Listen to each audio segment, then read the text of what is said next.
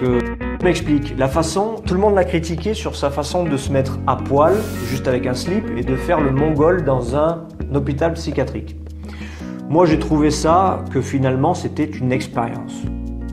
Donc je ne l'ai pas critiqué, et pour moi ce n'était pas une insulte envers ceux qui étaient à moitié fous. Pour moi c'était une expérience qu'il a faite. Peut-être oui effectivement pour le buzz, peut-être effectivement ça a choqué beaucoup, mais imaginez-vous que finalement son expérience-là de se mettre à poil, ça aurait fait que on l'aurait retrouvé peut-être mort ou alors surélevé ou je sais pas moi, un truc de fou.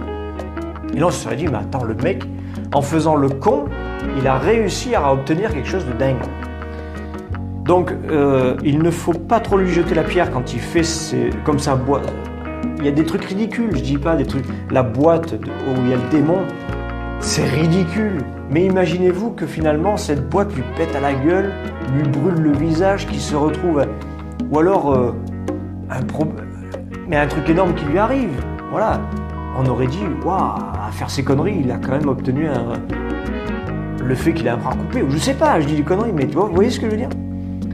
Donc voilà, bon, pour moi c'est plus de la distraction. Après, comme je vous l'ai dit, c'est quand même bizarre que chez les farfelus, il se passe toujours des trucs bizarres, de dingue, et que sur les mecs qui sont simples chercheurs, il se passe pas grand-chose. Et c'est là où il faut vous poser la question. C'est là où il faut se poser des questions. Attends, c'est bizarre, pourquoi on regarde tel enquêteur, tout se passe bien, il n'y a pas grand-chose, et quand on regarde lui, il se passe des millions de choses. Mais c'est peut-être parce que le mec, justement, c'est un farfelu, et c'est un gars qui veut vous faire croire n'importe quoi. On peut vous faire croire n'importe quoi. Et il faut arrêter ça.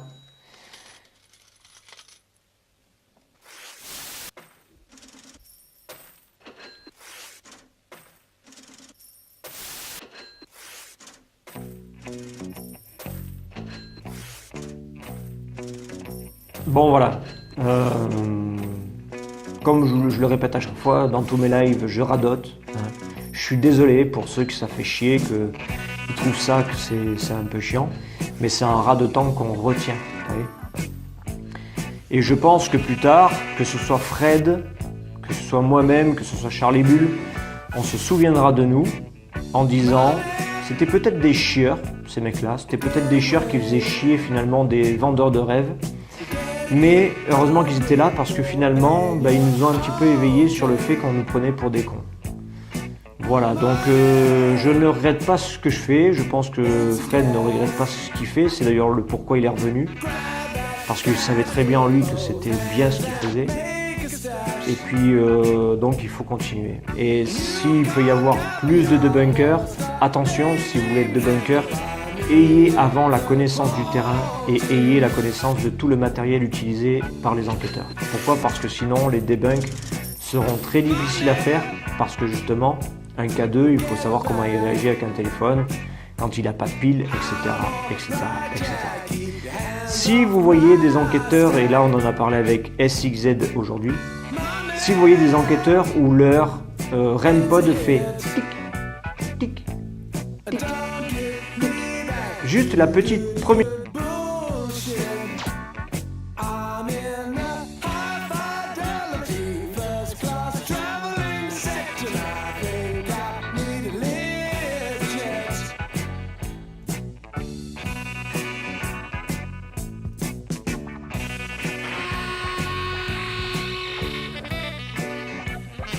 Bonjour chers internautes, Chris et moi sommes ravis de vous annoncer la création d'une web TV consacrée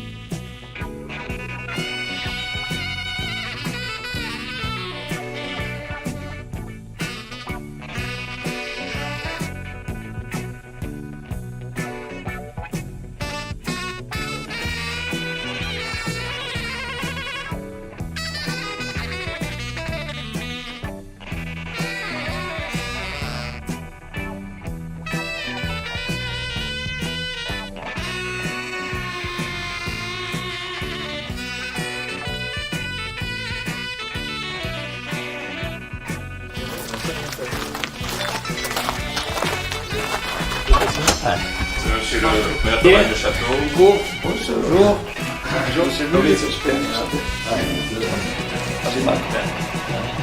Ils ont collecté une donne pour la restauration des œuvres dans l'église de Remichetto. Ah, c'est très gentil. De la part donc de l'association Federicio Rospa Veritas, donc Marco Rigamonti préside le cercle extérieur, Rospa Veritas, Domizio Cipriani m'assiste dans la partie plus intérieure.